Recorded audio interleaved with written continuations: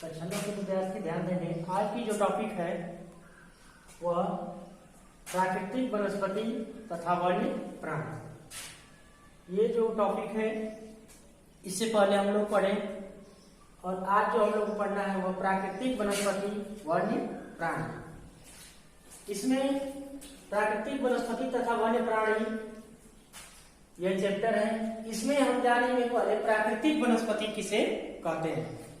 प्राकृतिक वनस्पति किसे कहते हैं? प्राकृतिक नेचुरली इससे अभिप्राय है प्राकृतिक, यानी वह वनस्पति जो स्वतः उग जाती है, उसमें मनुष्य का कोई सहयोग नहीं रहता है, लेकिन वह वनस्पति जो है प्रभावित करती है मनुष्य को। स्वतः उग जाती है लेकिन मनुष्य को प्रभावित करती है। प्राकृतिक वनस्पति से अभिप्राय उन पेड़ पौधों, झाड़ियों या घास फूस से है जो स्वतः उग जाती हैं और इनकी विभिन्न प्रकार की जो प्रजातियां हैं वह पाई जाती हैं। इसको बढ़ने के लिए जैसे जलवायु की भी बहुत इम्पोर्टेंट है। जलवायु हो गया, जलवायु के अंतर्गत जैसे आ जाएंगे वर्षा, तापमान और इसके साथ साथ जो है हवा भी इम्पोर्टेंट है, मिट्टी। तो इसमें सबसे पहले हम जानेंगे प्राकृतिक वनस्पति वह पेड़ पौधे, झाड़ियां जो स्वतः उग जाती हैं, जिनमें मनुष्य का कोई योगदान नहीं रहता है, प्राकृतिक वनस्पति कहलाती है।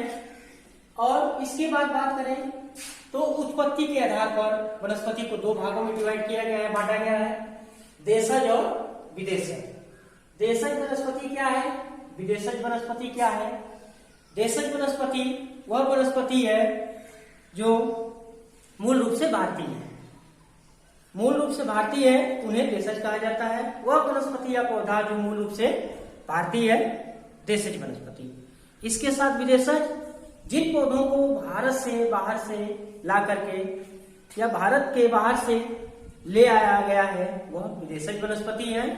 तो ये दो वनस्पतियां हैं उत्पत्ति के आधार पर, देशज और विदेशज। यानी वह वनस्पतियां जो मूल रूप से भारतीय है वह देशज, और उन वनस्पतियों को जो देश के बाहर से लाया गया है विदेशज वनस्पति। इसके बाद ये तो दोनों की परिभाषा हो गई। इसके बाद अब जाने कि कितने जो है पौधे हैं, कितने फूल हैं और कितने पक्षियां हैं। तो आंकड़ों के अनुसार देखा जाए तो 47,000 जातियों के पौधे, विभिन्न प्रकार की प्रजातियों के पौधे हैं और 15,000 फूलों के पौधे हैं। लगभग 2,000 पक्षी और कीड़े मकोड़े की प्रजातियां हैं। पूरे विश्व में पाए जाने वाले फूलों का लगभग भारत में 6% पाया जाता है और विश्व में 10वां स्थान, एशिया में 4था स्थान भारत का है इन क्षेत्रों में। वही बात करें तो जैसे ताजे पानी और समुद्री पानी, दोनों प्रकार के जो जलीय जीव हैं वो भारत में पाए जाते हैं। इसके बाद बात करें वनस्पति को प्रभावित करने वाले कारक, कौन कौन से कारक हैं? तो धरातल, यानी धरातल के अंतर्गत आ जाएगा भूभाग, और इसके बाद जो दूसरा है वो है जलवायु। पहले बात करेंगे भूभाग, कैसी मिट्टी चाहिए वनस्पति के लिए यह जाने। तो वनस्पति के लिए जैसे समतल भूमि की बात करें तो वहां पे खेती के लिए उपयुक्त है। उबड़ खाबड़ की बात करें तो वहां पे वनस्पतियां, पेड़ पौधे ज्यादा पाए जाते हैं, यानी धरातली वनस्पति पर व्यापक प्रभाव पड़ता है। वैसे जो पेड़ पौधे उबड़ खाबड़ भूमि पर होते हैं वो वन्य जीवों के लिए भी सही है, वन्य जीवों के निवास स्थान है। और इसके साथ साथ विभिन्न प्रकार की मिट्टियां भी हैं, जैसे रेगिस्तानी बलुई मिट्टी हो गई, दोमट मिट्टी हो गई, पथरीली लाल मिट्टी। तो अब उन हिसाब से जो है वहां के पेड़ पौधे वनस्पतियां पाए जाते हैं। जैसे बात करें मरुस्थल में तो वहां पे रेगिस्तान, बालू, तो उस हिसाब से बात करें तो वहां पे बड़े पौधे नहीं होंगे, छोटे ही पौधे होंगे, कटीली झाड़ियां होंगी। और वही बात करें पर्वतीय क्षेत्रों की तो उन क्षेत्रों में थोड़ा बड़े वृक्ष होते हैं, लेकिन जहां पे सबसे ज्यादा वर्षा होती है वहां के वृक्ष बहुत ज्यादा बड़े बड़े होते हैं। तो इसके साथ जो है रेगिस्तान में कटीली झाड़ियां, और वही बात करें उत्तरी भारत में तो ज्यादा वृक्ष लंबे होते हैं। इसके साथ साथ कुछ शंकुधारी वन भी होते हैं। तो ये जो है मिट्टी की बात हो गई, कैसी मिट्टी चाहिए। तो मिट्टी के लिए इसके बाद धरातल यानी भूभाग यानी मिट्टी की जो बात हो रही है, तो समतल मिट्टी खेती के लिए, उबड़ खाबड़ मिट्टी जो है वह वन के लिए इंपॉर्टेंट है, महत्वपूर्ण है। इसके बाद दूसरा जो प्रभावित करने वाला कारक है वह है जलवायु। जलवायु के अंतर्गत तापमान, सूर्य का प्रकाश और वर्षा, ये तीन चीज इंपॉर्टेंट है। तापमान, वनस्पति को बढ़ने के लिए तापमान बहुत जरूरी है। अगर वनस्पति को तापमान या फिर जो है सूर्य का प्रकाश न मिले तो वनस्पतियां नहीं बढ़ती हैं, उनका विकास नहीं होता है। यानी वनस्पति की विविधता और उसकी विशेषताओं का निर्धारण तापमान भी इसमें बहुत अहम भूमिका है तापमान की। और इस प्रकार से जैसे 915 मीटर की ऊंचाई के ऊपर तापमान में गिरावट आती है, तभी जो है वनस्पतियां कुछ वहां पे बढ़ती हैं, रहती हैं। शीतोष्ण की बात करें ठंडी में, तो ठंडी में भी वनस्पतियां जो है वह उनका विकास होता है, लेकिन कम विकास होता है। इसके साथ साथ गर्मी में, गर्मी की वनस्पतियां अलग हैं और इसके साथ साथ शीत की अलग है और बरसात की अलग है। तो ये तापमान निर्भर करता है, जहां पे सूर्य का प्रकाश या फिर तापमान अच्छा होगा वहां पे पौधों का विकास अच्छा होगा, जहां पे तापमान ज्यादा होगा वहां पे भी पौधे छोटे हो जाते हैं, और जहां पे कम होगा वहां भी पौधे छोटे होंगे। तो उस हिसाब से जो है तापमान वनस्पतियों के लिए बहुत ही जरूरी है। इसके बाद दूसरी जो हेडिंग है, बात करें सूर्य का प्रकाश। सूर्य का प्रकाश, पौधे अपना भोजन बनाते हैं, प्रकाश संश्लेषण की क्रिया सूर्य के प्रकाश से ही होती है। तो सूर्य का प्रकाश भी एक इसमें महत्वपूर्ण भूमिका है उसकी भी। और इसके साथ साथ सूर्य के प्रकाश का समय उस स्थान की अक्षांशी अवस्थित और समुद्र की जो है तट, समुद्र तल से ऊंचाई ऋतु पर निर्भर करती है। इसके साथ साथ जो है गर्मी, वृक्ष जो है गर्मी में बहुत जल्दी बढ़ते हैं, जितना सूर्य का प्रकाश पाएंगे उतना तेजी से उनका विकास होगा।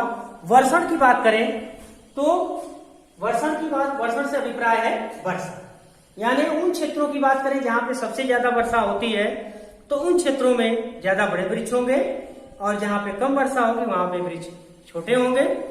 तो भारत की जो जलवायु है वो तो मानसूनी है, हमेशा बारिश नहीं होती है, मानसून के समय ही बारिश होती है।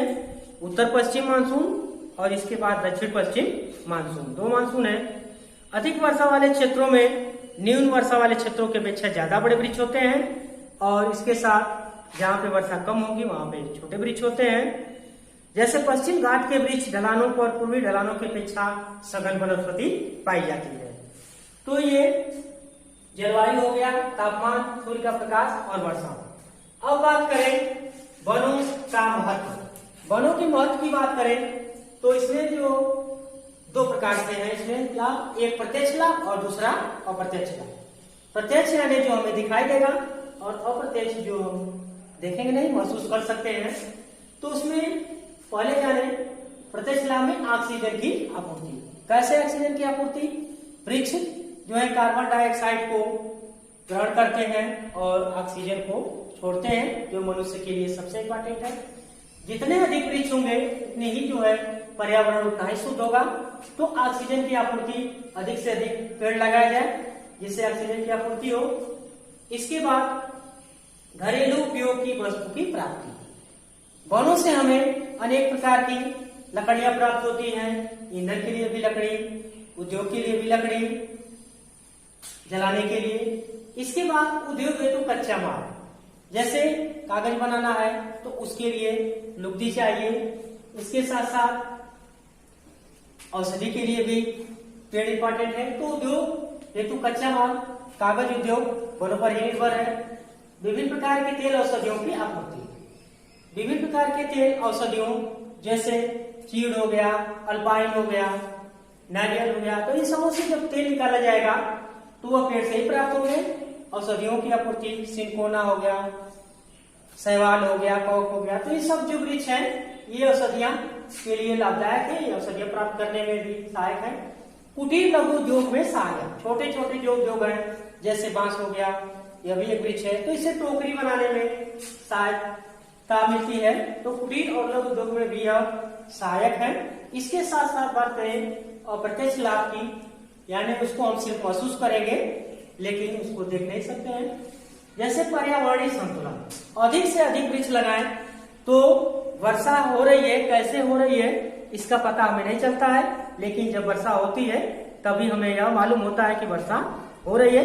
तो पर्यावरण संतुलन में ये बहुत ही सहायक है वृक्ष, लेकिन हमें पता नहीं चलता, देख नहीं सकते हैं लेकिन महसूस कर सकते हैं। जब बारिश होगी तो पता चलता है। और प्रदूषण को भी ये कम करते हैं।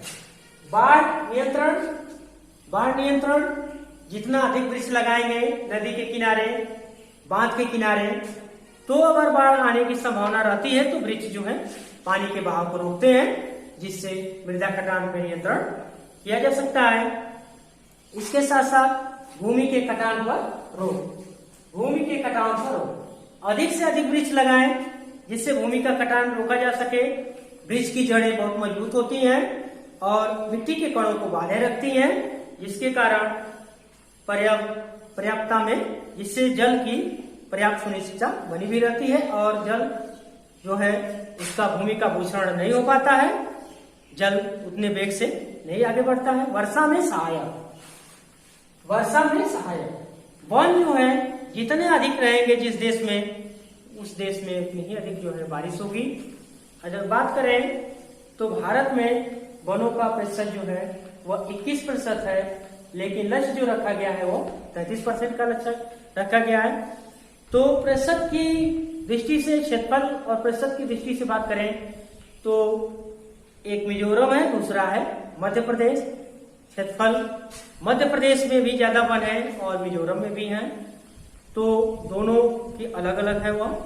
इसके साथ साथ खाद की प्राप्ति, वनों के निकट की भूमि जो भी पत्तियां गिरती हैं वो बहुत उपजाऊ बनाती हैं।